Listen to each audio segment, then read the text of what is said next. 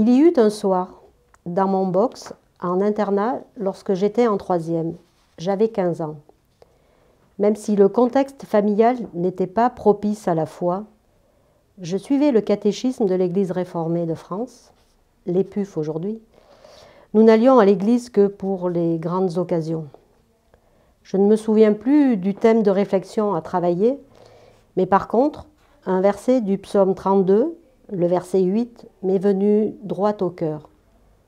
Je t'instruirai et je te montrerai la voie que tu dois suivre. Je te conseillerai, j'aurai le regard sur toi. Entre incertitude, peur, manque et solitude, ces paroles venaient mettre un baume sur mon cœur et m'apaiser. Je décidai, suite à cela et en réflexion avec le pasteur, de demander le baptême, reconnaissant en Jésus celui qui pouvait être ce refuge, cet appui, ce consolateur dont j'avais besoin. J'appris plus tard que ma grand-mère paternelle priait pour moi.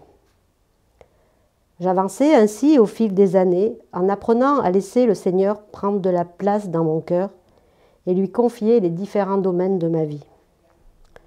Aujourd'hui, en regardant dans le rétroviseur de ma vie, je peux rendre témoignage de sa fidélité, de sa compassion envers moi, même si tout ne s'est pas très bien passé par la suite.